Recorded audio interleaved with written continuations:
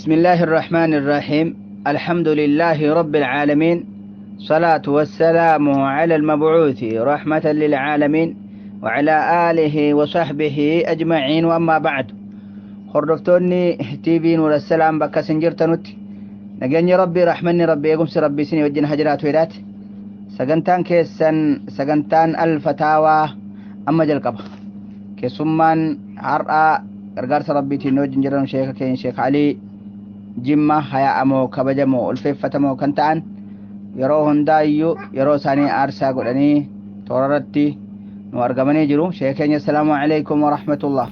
وعليكم السلام ورحمة الله وبركاته دكتور كينيا دكتور زاكر جزاكم الله خيرا.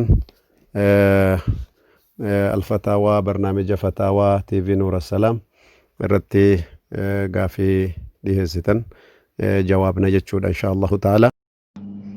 ganuu dhuftanii galatoomaa ulfaadhaa isiniin jennaa maqaa hordoftoota keenyaatiin yeroma isinitti hajamne yeroma isin barbaanne iddootti nu argamtanii gaafilee hawaasa keenyaa kallattimaan nu deebisuu keessaniif jazaakumullahu khayral jazaa isiniin jenna. egaan obboleewwan keenya sheekni keenya kunoo nu argamanii jiran alhamdulillahi rabbil aalamiin galanni ka rabbiiti. egaan wanni isiniin jechuu barbaannu sagantaan keenya yeroo hundaayyuu gaafilee karaa waatsaappiitiin ergattan walitti qabuudhaan sheekaan isiniin geenya karaa feesbuukaatii fi karaa hammallee yuutiibiitiin karaa hammallee jechuudha ka adda addaatiin isiniif kallattiin dabarfata karaa telegiraamaatiin illee karaa waatsaappii ammallee hawaasaatiin illee isinii dabarfata jechuudha. haga dhumaatti nu hordofaan affeerraa keenya baarakallahu fiikum. gaafin dura obboleettiin keenya akkasuma ka gaafattu salaata sunnaatii fi iqaamaan jiraa jetti. sunnaan azaanaa fi walaa iqaamaallee hin qabu akkuma rasuula rabbii irraa sabatee jirutti sallallahu alaihi wasallam sunnaan sunnaadha. iqaamaa fi azaanni ka wajjabe salaata waajibaatiif bichaadha jechuudha. kanaafuu fakkeenya isiin immoo yoo nama dubartii taate azaanni masgida azaaname dubartootaafis ni taha waajiba manatti salaatamuuf jechuu. garuu nam tokko yoo sunnaa salaatuuf lafaa ka'e dhiiraa ta'u dubartii haa ta'u iqaamaa walaa waajiba azaanaa hin qabu jechuudha. akkasuma obboleettiin keenya tokko hin gaafatti takki obboleessi keenya ni gaafata zakaadhaan fudhadhee jedha. zakaa horiitii fi zakaa minaanillee namni arabaa tokko narra baafatee animmoo nama dalagatu akkamii fudhachuun naa tahaa jedha. gabaabsine yoo gaafiisaa ibsine jechuu. gaafiin agartanii akka agarsiisutti namni kun nama hojjetataa jiru yoo ta'e zakaan isatti wajjabu. rabbiin ayata suuratu tawbaa ayata 60 irratti 8 zakaa fudhachuu haqa godhatan dubbatee jira. rabbiin subhaanahu wa ta'ala yeroo hedduu bal'ifnee dubbannee jirra. fataawaa kana inshaallah duratti fataawaa hedduu godhamee jiru kana ka irra deddeebi'amaa jiru kana walitti qabnee bakka tokkotti qopheessuudhaaf rabbiin inshaallah warra karoora kana qajeelchu rabbiin haa godhu. akka fataawaan hundinuyyuu walitti qabamee ummata biraatiifis bal'ifamee kennamu. kanarratti gaafii kanaafi zakaa fudhachuun sirratti wajjabu. amma miskiina gartee zakaa fudhachuun wajjabu ka suuraa tawbaa irratti dubbatame sana laalte ofirra dabarsuu qabdaa jechuu. yeroo fedhettillee yoo ta'e midhaan ta'uu ka wanni ta'e ta'uu yoo midhaan ta'ee kasi kennan taate gurgurtee horiitti deebiftee horii sana biyyatti ergitee akkamma gaafii gaafatutti biyya Suudii keessatti miskiinni an horii zakaa kennuuf hin jiru akkamiin godhaa jedha. horii sana gara biyyaatti akka ergamee miskiina biyya jiruuf godhuudhaan barbaachisaa jechuu. li'anna rabbiin horii gartanii taajirootaa keessa haqa miskiinaa jira jechuu quraanatti dubbateera waan ta'eefi jechuu. akkasuma buleettiin teenya tokko ammallee zulaalaa jedhamti ni gaafatti biyya alaa irraa Suudii irraa gaafatti. gaaf tokko osoo biyya jirru nama wayii ka midhaan daakkachuu bira dhaqne zallamne numa agi dubraa tokko midhaan utuun kafalaminiif nu daakamee galee jetti. akkamittiin haqa isaa ifirraa baasaa jetti.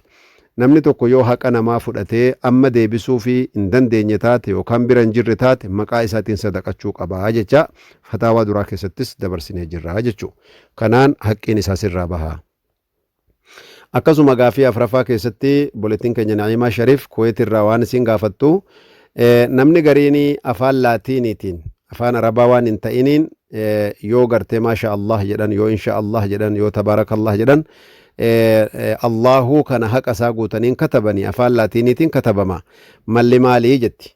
haqni isaa gartanii Allah jechuun haa'iin kuni huu kana qajeelchaniin katabanii akkamii jetti. Sun egaa beekumsatti hidhaa qaba. Maqaan Allahiidha. Allahii ta'us Allahu ta'us harfiin isaa guutamee katabamuu qaba. Yoo laatiiniidhaan taatellee echiidhaa fi yuutu biratti katabamuu qaba. Allahu jechuu saniif jechuu.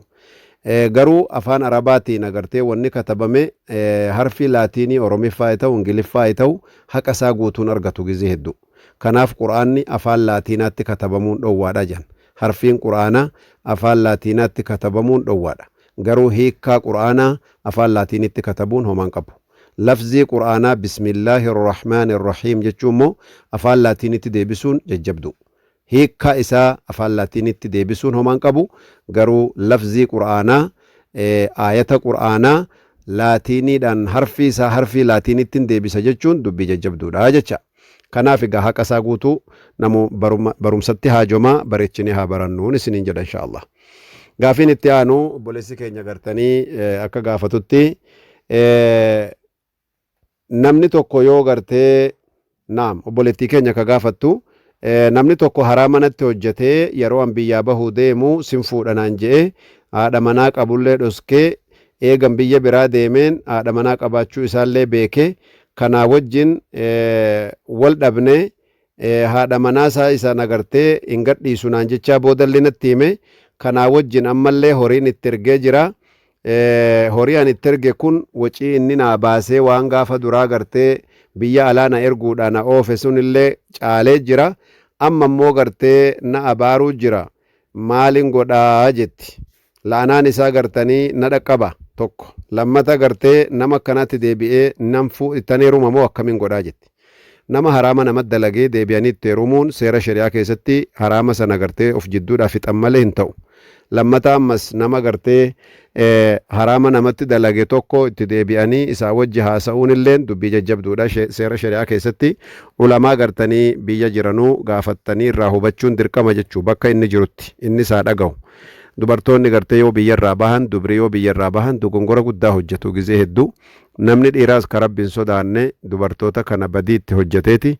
Eegasii akkasiin biyya alaa dhaqxee horii ergituuf godhe akka gaafii jahaffaa keessatti dhufee amma ibsuu deemnu kana atin galinii jedhee isii achitti hidhee sin fuudhaaf shir jedhee waggaa 7 waggaa 8 achitti isii hidha. Horii isiin ergituun immoo dubartii biraa fuudhee bira ta'a. Kuni zulmii gurguddaadha. Rabbi sodaachuun namarra jira. Akhiraan nama dura jira. Qabrii dukkanaatu nama dura jira jechuu beekuun dirqama obboleeyyan kiyya. Kanaafuu nama akkanaa itti deebi'anii gartee amma yoo dubbiin ati himtu kun dhugaa ta'u taate eega sila wal fuuna jechaan ahadiin jiraate ahadii sana namni mallee gartanii balleesse isatu haraama dalagee zinaa hojjete lammata gartee khilaafa fide sadaffaa gartanii abaarsisaallee sin dhaqqabu walaa isatti deebi'anii isa itti heerumuun illeen hukmii shari'aa amma akkaa kanatti hin ta'u jechuudha. Lianna haraamatu gartee haraama hojjechuu dura dabree jira waan ta'eef deebi'anii isatti heerumuun hin ta'u. Amma namni silaa wal fuudhuudha wal barbaade seera shari'aa beekee keessatti yoo dogongoree haraama walit dalage jarri lachuu toobatanii rabbitti deebi'anii eega innis boo'ee isiinis boossee toobatanii rabbitti deebi'anii isiin rahimni sii qulqullaa'ee booda walit deebi'anii baada toobaatii fi baada eega rabbitti boo'anii sadaqatanii toobatanii jedhan wal fuuchuun homaan qabu jecha ulamaa'in fatwaa godhanii jiran. Garuu ka akkanaa kun rakkoo gurguddaa qaba waan ta'eef hubannaadhaa fi irraa fageenya guddaa godhachuun barbaachisaadha isiniin jedha. Gaafiin irraa boodaa akkasuma obboleettiin keenya tokko ani nama shari'aadhaan heerume seera shari'aa guutee nama heerume garuu gurbaan itti heerume biyya Kuweetitti na erge amma galuudhaafan waggaa 4 hojjedhee nan gala jennaan hin galinnaan jedhee akkasitti na hidhee taa'uu jira. Waggaa 4 biraa ammas na dabalee ilaa waggaa 8 kun akkanumatti taa'uu jira. Horii ani itti ergu kanaan dubartii biraa fuudhee taa'uu jira. Ani maalin godha hukumiin kiyya na xalaaqi yoon hin jedhellee waan of xalaaquudha gartee ofii keetii of xalaaqii jedha. Kanaafuu haalli kiyya maalii jetti. Hukumiin horii ati itti ergituu kunis seeraan ala. Akkasuma gartee ammallee nan galaati jennaan si dhowwuunis seeraan ala. Sheekota biyya keessanii ka isa bira jiru sana qaadii biyya naannawa kan keessanii sanit dawwalte murtiidhaaf furmaata waan kanaa barbaadachuun dirqamaa siin jenna. Insha Allah ta'ala wa jazakumullahu kulla khair. Wassalaamu alaykum wa rahmatullahi.